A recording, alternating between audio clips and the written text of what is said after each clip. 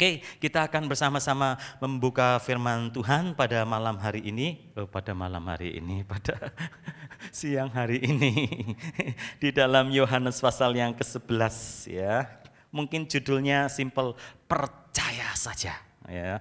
Only believe ya, percaya saja. Ayat yang ke-25 kita baca bersama-sama dengan ayat yang ke-26 ya. Jawab Yesua, akulah kebangkitan dan hidup. Yohanes pasal 11. Barang siapa percaya kepadaku, ia akan hidup walaupun ia sudah mati. Dan setiap orang yang hidup dan yang percaya kepadaku tidak akan mati selama-lamanya. Percayakah engkau akan hal ini? Amin. Ya, aku percaya. I believe. Di dalam kitab suci dikisahkan bagaimana Tuhan Yesua beberapa kali membangkitkan orang mati. Betul? Mungkin yang pertama kita tahu anak Yairus di Kafarnaum. Ya. Anak Yairus. Singkat cerita, anak Yairus ini waktu Tuhan Yesua mau menuju ke rumah Yairus, ada wanita pendarahan yang 12 tahun menjamah jubah Yesua. Dan singkat cerita, wanita pendarahan ini sembuh dan anak Yairus pun juga dibangkitkan dari kematian. Lalu yang kedua disebutkan di dalam Lukas pasal yang ke-7 ya, kalau tadi Markus pasal yang kedua. Anak muda di Nain, anak janda seorang ibu yang sudah tidak punya suami. Putranya meninggal dunia. Waktu Tuhan Yesua melewati daerah itu, dia pegang akan keranda tempat anak muda itu meninggal dan anak muda itu bangkit. Lalu yang ketiga, Lazarus. Ini luar biasa. Ya, saya senang sekali karena itu kuasa kebangkitan itu yang sangat luar biasa. Dan saya percaya kalau kuasa kebangkitan yang ada dialami oleh orang-orang 2000 tahun yang lalu, ataupun juga yang saat ini masih ada, masih menjadi inspirasi bagi kita, maka itu akan merubah pola hidup, cara berpikir apa saja di dalam hidupmu. Persoalan apapun akan diselesaikan. Amin. Kita tidak ada orang yang kebal, imun terhadap masalah. Tidak ada. Tanpa kita minta, masalah akan datang. Setuju? Problem akan datang, tapi bagaimana kita mengatasi, bagaimana kita bereaksi untuk itu yang penting. Tuhan Yesus diberitahu bagaimana Lazarus ini sudah meninggal dunia. Bahkan di dalam kitab suci disebut sudah 4 hari. Bahkan tokoh-tokoh agama, tokoh-tokoh dunia, mereka pun juga sama. Mereka setelah meninggal dunia, habis, tidak ada kelanjutannya. Seandainya mereka berlanjut, tidak seperti apa yang dialami oleh Yesua. Amin. Tuhan kita Yesua, waktu dia melihat Lazarus meninggal dunia, di situ dikatakan Jesus wept, Yesus menangis, Yesua menangis. Demikian juga dia mengatakan bahwa nanti tiba waktunya aku pun juga akan sama. Dia katakan demikian, akulah kebangkitan dan hidup. Barang siapa percaya kepadaku, ia akan hidup walaupun ia sudah mati. Artinya apa? Artinya walaupun kita nanti kita hidup satu kali. Ya, hidup secara natural birth, dilahirkan dari seorang ibu, dari seorang mama di rumah sakit, dibantu oleh dokter atau mungkin oleh suster atau mungkin oleh bidan, satu kali. Tapi setelah itu kita pun juga akan menghadap Tuhan, mati satu kali. Kalau ada yang masih mati, hidup lagi, itu spesial, itu bonus. Itu jangan cepat-cepat dihabiskan gitu ya. Tuhan itu begitu luar biasa. Tuhan itu masih mengasihi kita. Ada orang-orang yang memang dia sudah mati, lalu bisa hidup lagi, kemudian dia bisa kemana-mana, kemudian baru dia mati lagi. Ya, itu tapi tidak semuanya, not natural, tidak seperti biasanya. Tapi yang di sini Tuhan Yesus katakan, akulah kebangkitan dan hidup, barang siapa percaya kepadaku, ia akan hidup walaupun ia sudah mati, bahwa orang yang mati, mereka pun juga akan mengalami kehidupan.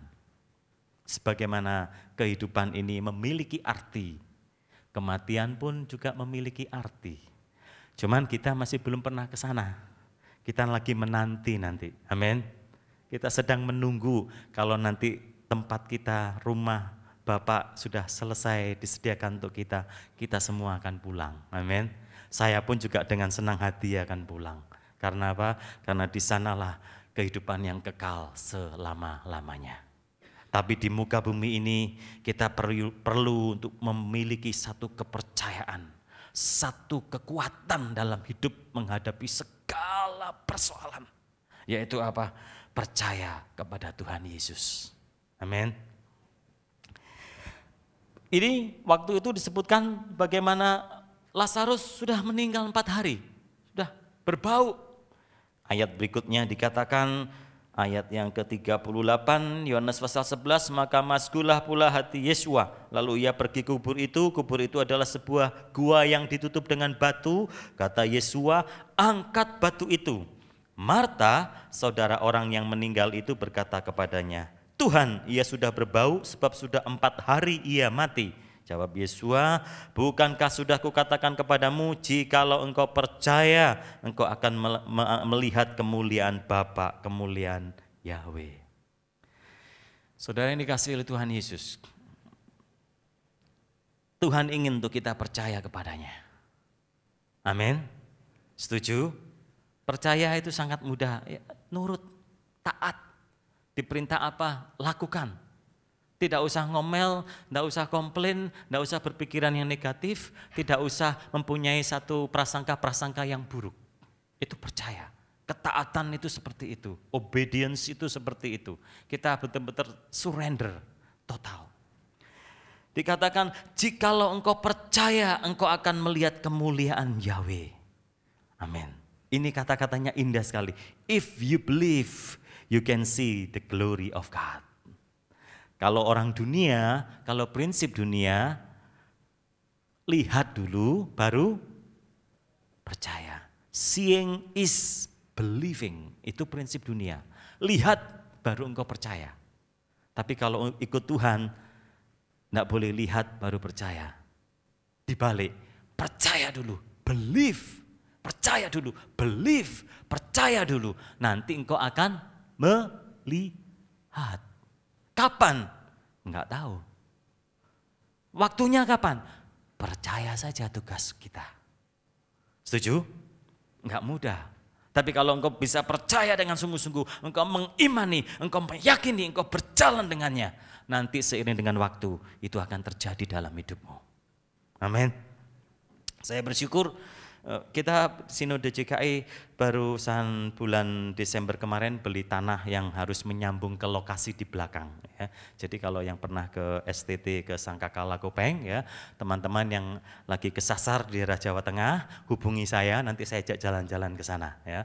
Sekarang tanah itu sudah nyambung, Pak Loki, jadi sudah hampir 7 hektar. Tanah itu kita inginkan 2002, jadi udah hampir 13 tahun. Pengen dulu belinya cuma sedikit-sedikit, 1000 meter, 500 meter, 600 meter, ya. Setiap ada tanah-tanah yang kecil-kecil kita beli. Sampai akhirnya sekarang bisa nyambung. Tujuannya apa? Kampus kita akan diperluas sampai ke belakang dan di tempat paling ujung. Itu bagus sekali. Itu pemandangan kota Salatiga. Salatiga pasti naik kelas karena salahnya cuma 3, nilainya 7, ya. Jadi saya bersyukur. Itu pemandangan bagus sekali. Di rumah saya itu, wah, saya bersyukur dapat berkat Tuhan, ya. Jadi saya dapat, kalau dulu saya jadi kontraktor, Ibu Bapak, maaf kata ya. Profesi kontraktor bagus, boleh ya. Tapi rumah jangan jadi kontraktor. Maksudnya kontrak-kontrak terus. Jadi waktu kemarin bulan Mei saya bisa bangun rumah sampai bulan November, ya. Saya mulai nyicil tanah, ya. 2012 saya beli tanah 20 kali 20 meter, ya. Saya berdoa, wah Tuhan, sediakan dia Jehovah Jireh. Dan akhirnya saya bisa bangun dan selesai dan wah saya senang sekali karena waduh sejak dulu mengembara Ibu Bapak, ngerti ya kalau mengembara ya. Tiap bulan atau tiap tahun mesti ini pindah di mana. Pak Adi selalu cerita sama saya, kesaksian pendeta kita itu ada yang luar biasa satu, dia bilang gitu. Siapa itu nanti saudara bisa menduga sendiri. Nggak punya rumah, Enggak boleh kontrak. Malah suruh apa? Suruh beli. Loh, kontrak aja nggak punya duit kok disuruh beli. Dari mana duitnya? Tapi taat, percaya. Singkat cerita, saudara tahu bagaimana tiba-tiba ada cek 2 ya. Cek 2 itu katanya ditulis itu. Itu Pak Adi selalu sampaikan dan saya tahu orang itu siapa, saudara. Cek 2 kosong ditulis. Pak Adi berkata, itu kalau pendetanya serakah, ditulis yang harganya 1 miliar pun juga bisa. Dia bilang gitu. Tapi pendeta ini dia tulis apa adanya, akhirnya dia bisa beli rumah. Ya tahun 98 atau tahun 99, saya nggak tahu, saya nggak mengalami, tapi saya tahu orangnya Ibu Bapak. Dan itu akhirnya menjadi kesaksian luar biasa. Itu mesin pompa yang dulunya mati itu, waduh, didoain dalam nama Yesus. Ya belum nama Yesus dulu, dalam nama Yesus masih belum mau, didoain lagi, tumpangi tangan. Mesin sanyo itu bisa nyala sampai sekarang mungkin ya. Sekarang sudah enggak sih, sudah bukan miliknya lagi ya. Itu jadi kesaksian, menjadi satu inspirasi bagi saya.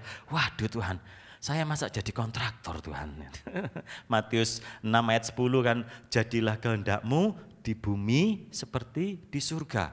Pak Adi selalu katakan, di surga masa ada orang kontrak-kontrak? Ya enggak ada. Lah kenapa kamu kontrak-kontrak? Ya ampun hamba, saya bilang gitu. Saya berdoa, saya rubah image saya, dan ternyata Tuhan itu betul. Ya, bersukacitalah di hadapan Tuhan karena Tuhan, maka Ia akan memberikan apa yang diinginkan oleh hatimu. Percaya. Dulu saya kalau naik pesawat saya selalu pergi kemana-mana, saya lihat dunia ini besar ya, tapi kok saya nggak punya rumah. Begitu. Dunia Indonesia itu besar, luas tanahnya itu banyak sekali, tapi kok saya nggak punya rumah ya Tuhan. Sampai saya dalam hati, Tuhan, saya lihat keong aja, maaf kata, punya rumah Tuhan. Masa aku nggak punya rumah? Saya mikir begitu dulu. Di rumah saya dulu kan masih kontrak, jadi pasti ada sungai, lalu ada binatang itu kecil keluar, keong itu.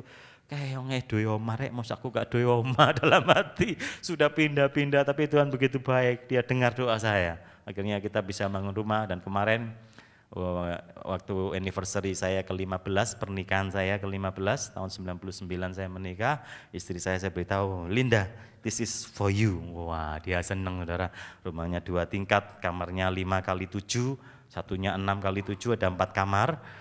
Yang kamarnya Christopher 4x5 ya, kamar tamu 4x5. Jadi kalau ibu bapak mau datang ke rumah kami, silahkan tinggal dengan free, jangan khawatir, amin.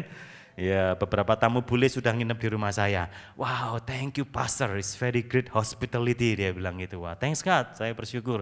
Pemandangan saya bagus karena ada pegunungan. Di kampus kami lebih bagus lagi.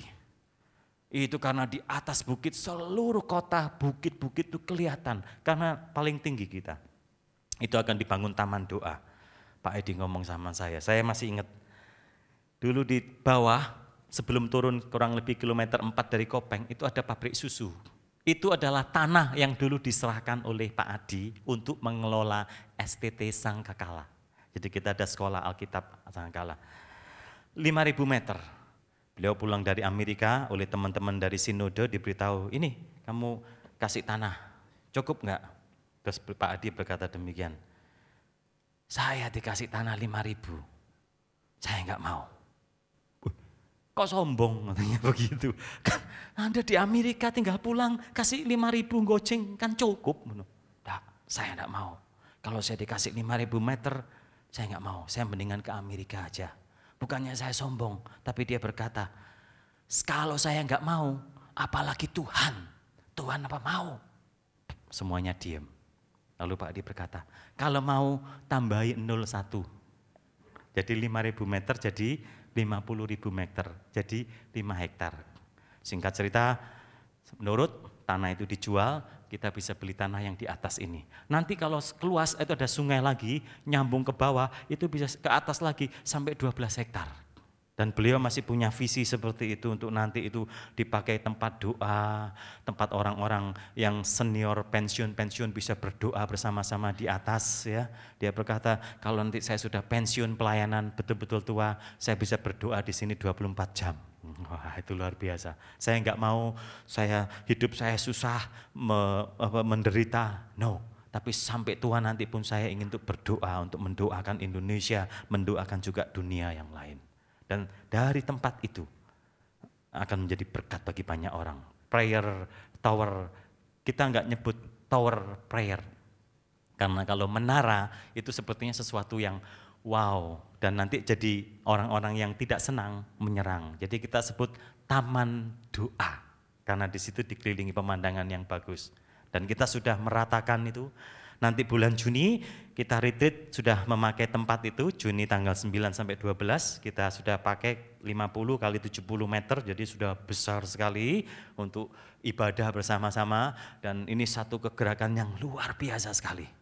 Tamu-tamu dari Amerika sudah datang, ya, tim doa dari beberapa negara juga datang, mereka berdoa di tempat kami. Dan saya ingat, doakanlah kesejahteraan kota di mana engkau tinggal, amin. Karena disitulah Tuhan akan memberkati hidupmu, amin. Di Surabaya pun juga sama, saudara, saya bersyukur Surabaya maju begitu pesat, macetnya juga di mana-mana. Ya, saya kalau suruh kembali ke Surabaya nggak mau, saudara.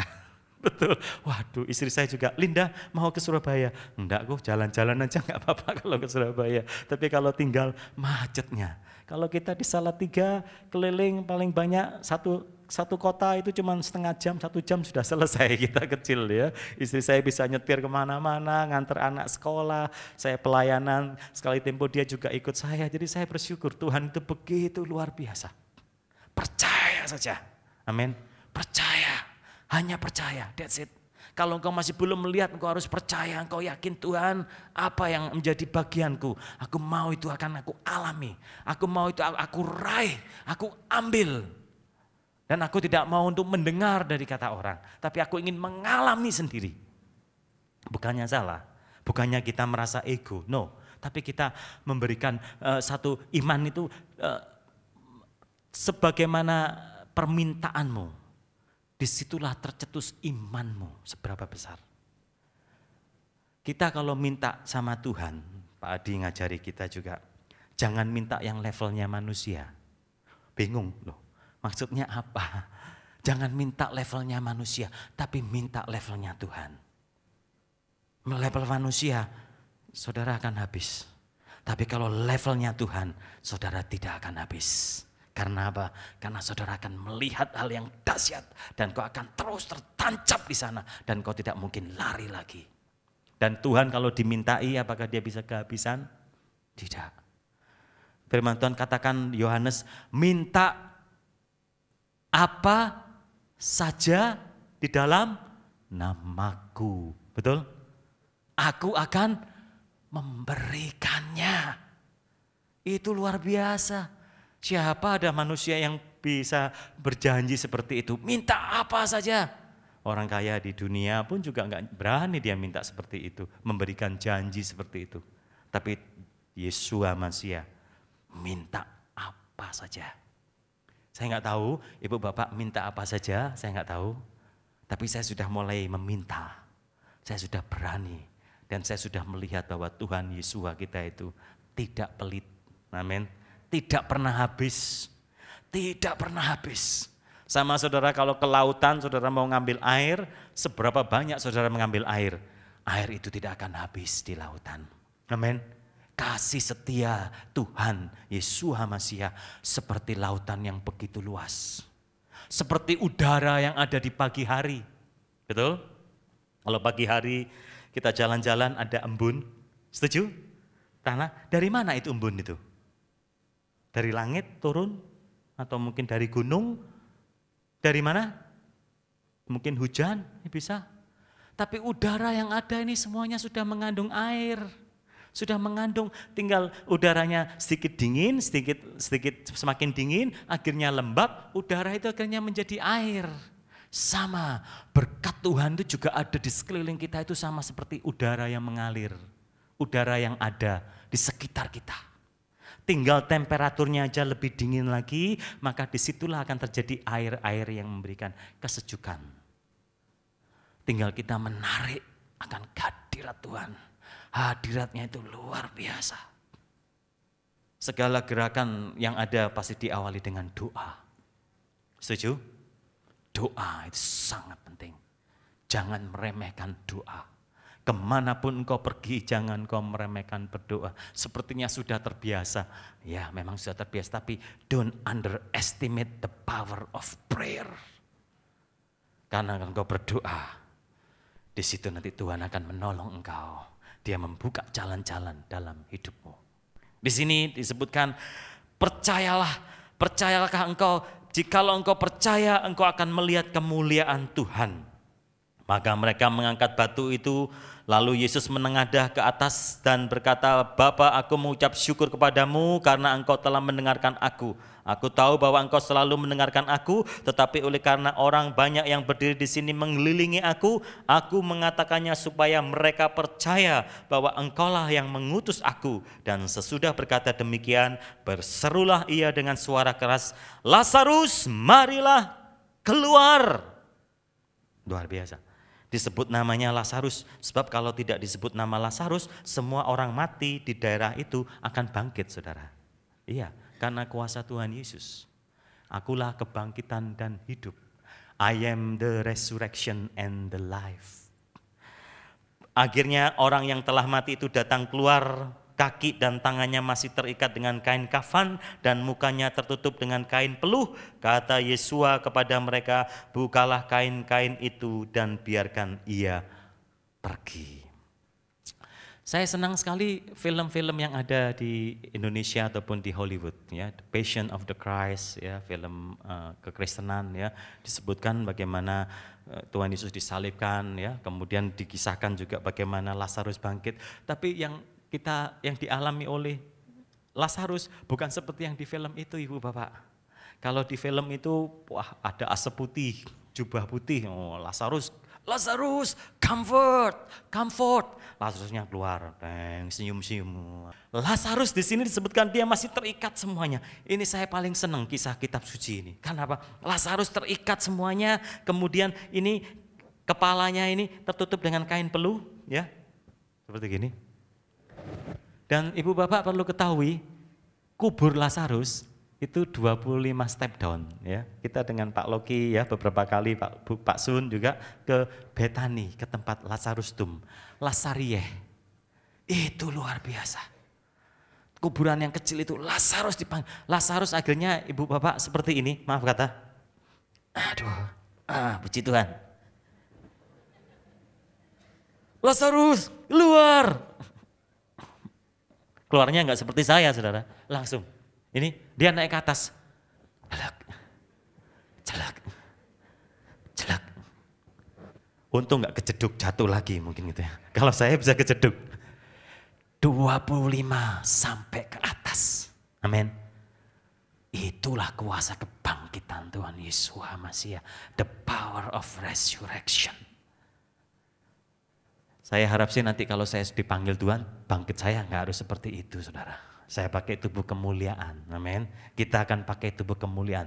Tapi ini satu-satunya yang luar biasa, yang tidak dimiliki oleh ajaran dan agama yang lain. Amin. Yesua Masiah.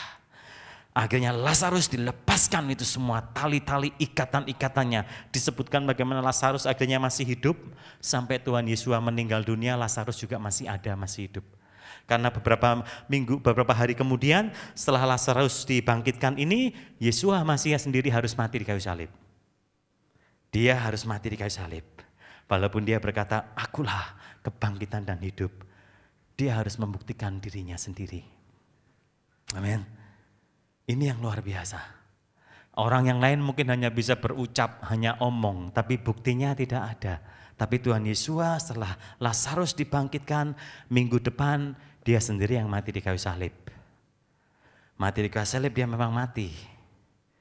Murid-murid meninggalkan dia, kelihatan kalah dia memang. Dibuat malu, dicemooh, dihina.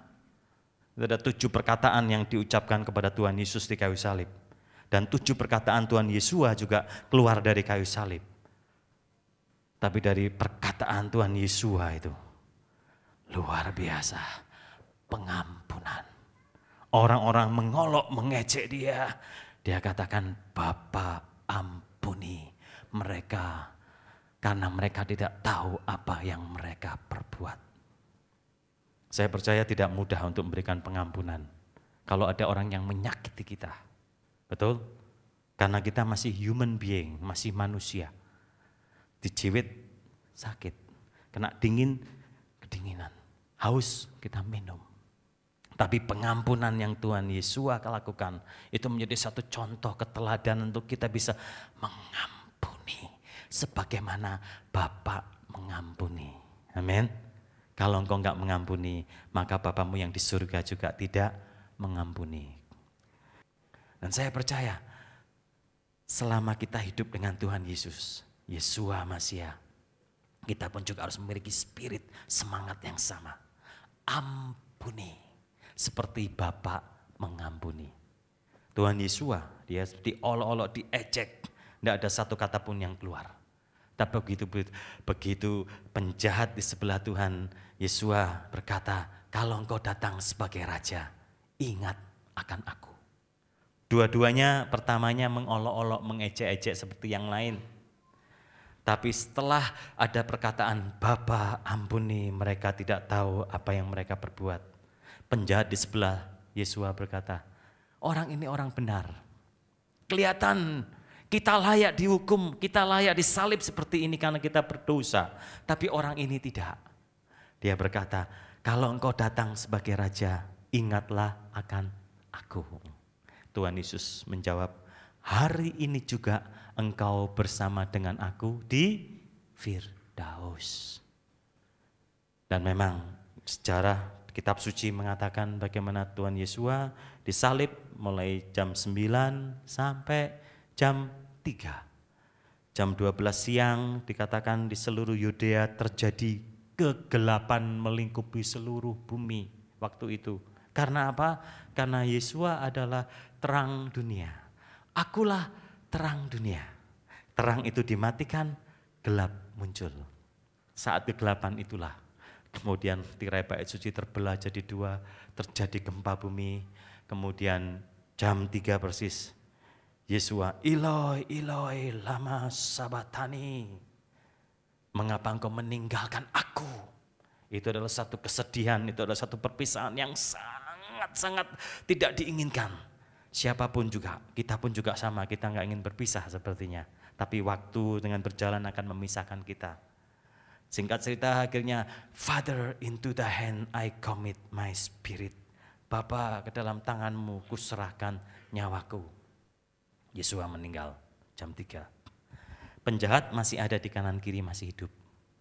Dikatakan hari itu hari Sabat, jadi jam 6 sore hari Jumat harus diturunkan. Karena Yesus sudah meninggal, penjahat di kanan kiri belum meninggal, maka penjahat itu dipatahkan tulangnya, kakinya dipatahkan, akhirnya hanya tangan yang menahan dan akhirnya jantungnya pecah karena habis. Sebelahnya lagi juga sama, dipatahkan kakinya, hukuman mati, meninggal dunia. Yeshua dilihat sudah meninggal, akhirnya dipakai itu tombak untuk menusuk dan akhirnya tembus ke jantung. Ya, bukti firman Tuhan katakan tidak satu tulang pun dipatahkan. Dan yang luar biasa, Yeshua mengenapi. Karena apa? Hari ini engkau bersama dengan aku di Firdaus. Jam 3, Yeshua menutup mata. Jam 6 penjahat itu baru meninggal. Kalau kebalik, kalau seandainya penjahat mati dulu ya mungkin masih nunggu ngantri saudara ya. Tapi Tuhan Yesus begitu luar biasa. Dia saat detik terakhir hidupnya, menit-menit terakhir hidupnya masih bisa menyelamatkan satu nyawa. Finishing well. Dia bisa menyelesaikan dengan sebaik mungkin. Akulah kebangkitan dan hidup, barang siapa percaya kepadaku tidak akan mati selama-lamanya. Percayakah engkau akan hal ini? Amin, aku percaya Tuhan.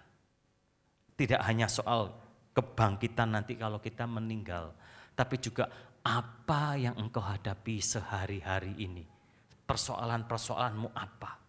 Minta kuasa kebangkitan itu untuk mengalahkan, untuk mengambil alih sehingga engkau bisa melihat Tuhan ikut engkau. Aku tidak pernah menyesal, aku tidak pernah mengalami sesuatu yang berat karena engkau memberi kekuatan kepadaku. Tuhan ingin untuk hidup kita. Kekristenan kita ikut dengan Tuhan itu semakin hari semakin indah. Amin. Semakin terus akhirnya kita bisa mencapai garis akhir. Full age ya, istilahnya Dr. Sun, full age ya, betul ya, dulu. Sampai usia penuh untuk kita bisa melayani. Seperti itulah kerinduan saya juga.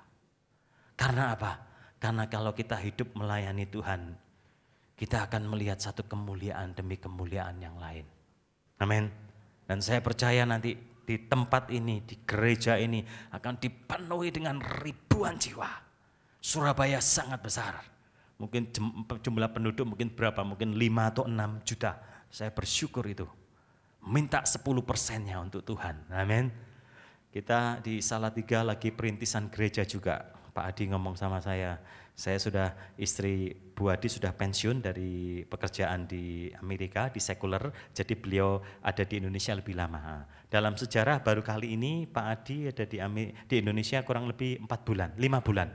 Februari, Maret, April, Mei, Juni. Retreat nanti baru dia pulang. Biasanya setiap bulan pulang pergi.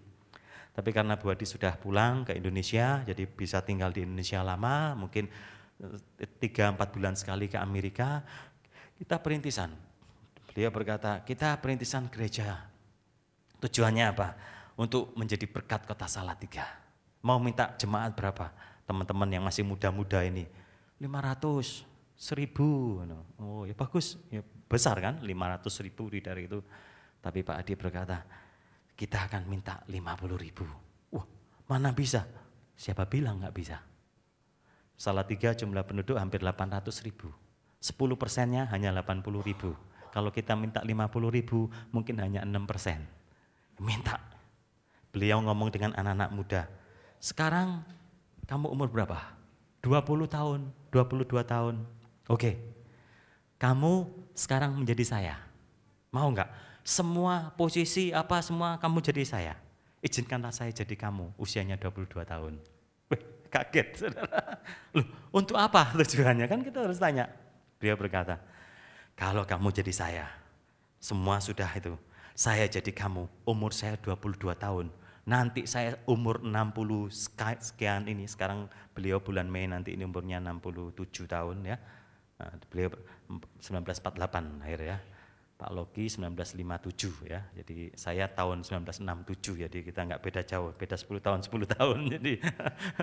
Jadi beliau berkata, kalau saya jadi kamu, saya semangat, saya melayani Tuhan. Nanti saya seumur sekarang ini, umur 67, saya mempunyai pelayanan yang lebih dahsyat lagi dari kalian.